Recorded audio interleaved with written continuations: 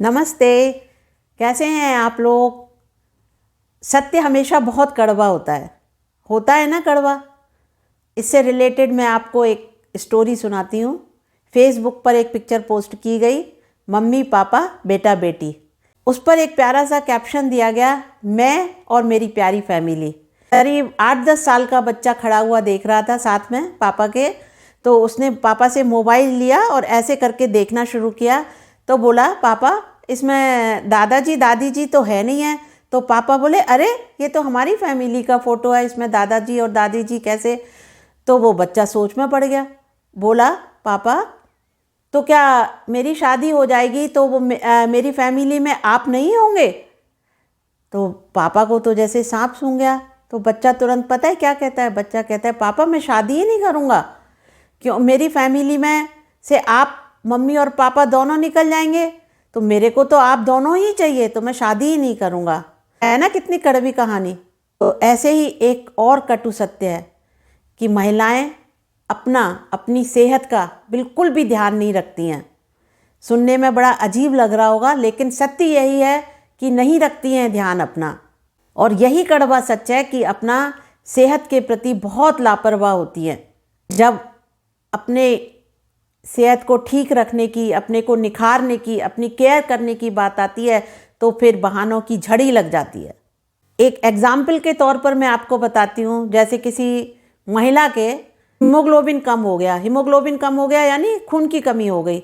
Doctor के यहाँ जाने में आनाकानी करेंगी, डॉक्टर के यहाँ नहीं जाएंगी कि जिससे कि कोई डॉक्टर अच्छी सी दवाई बता दे, टॉनिक बता दे जिससे कि वो ठीक हो जाए। नहीं, वो घर के लोग कहेंगे कि चलो डॉक्टर को दिखा लो, लेकिन वो इतने बहाने लगाएंगी कि वो नहीं जाएंगी और कहेंगी, अरे मैं तो टमाटर चुकंदर का सूप पी लूँगी, उससे ठीक हो जाएगा।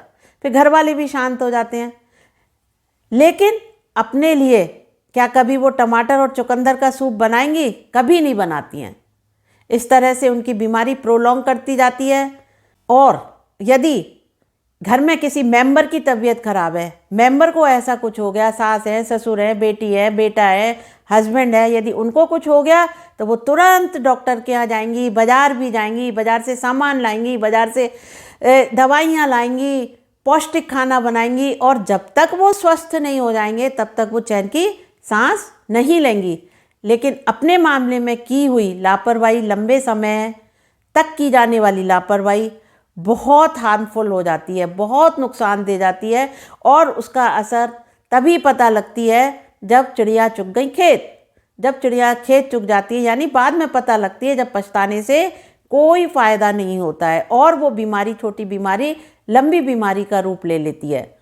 अपने रूटीन चेकअप के लिए नहीं जाती हैं, मॉर्निंग वॉक के लिए नहीं जाती हैं, इवनिंग वॉक के लिए नहीं जाती। कहती क्या करें, समय ही नहीं मिलता है, काम से फुर्सत ही नहीं मिलती है। देखो भाई, 24 घंटे का टाइम है सबके पास में, इससे ज़्यादा तो किसी के पास भी नहीं है।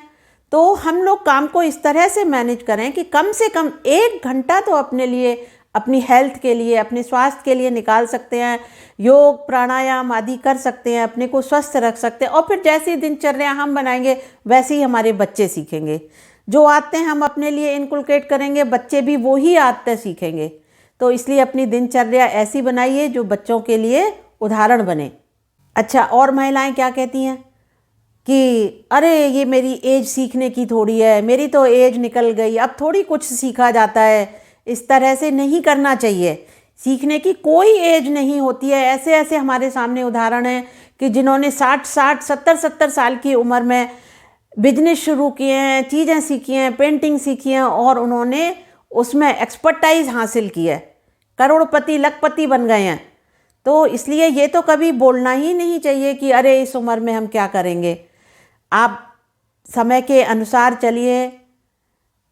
जो अब गैजेट्स चल रहे हैं उनको चलाना सीखिए, टेक्नोलॉजी से अपनी दोस्ती बढ़ाइए, तभी आप समय के हिसाब से चल पाएंगी, तभी आप स्मार्ट बन पाएंगी। जब आप कुछ नया सीखेंगी तभी आपके अंदर कॉन्फिडेंस आएगा। कॉन्फिडेंस आने के साथ में खुशी बढ़ेगी आपकी, आप बहुत खुश होंगी। और जब कुछ नया करते हैं तो अपने आप ही, और नया करने में सक्सेस मिलती है तो अपने आप ही अंदर से खुशी होती है। तो आप भी उस तरह से अंदर से खुशी होंगी तो सारा परिवार भी हमारा खुश होगा। इसलिए आपको अपनी हेल्थ पर पूरा पूरा ध्यान देना है, प्रॉपर टाइम पर प्रॉपर ट्रीटमेंट आपको लेना है, स्वस्थ रह के खुश रहना है, खुशी खुशी आपको घर के काम करने हैं, खुशी खुशी आपको खाना बनाना है।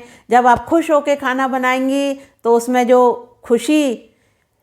खुशी है, जो पॉजिटिविटी है जो खुशी की, वो खाने में पहुंचेगी।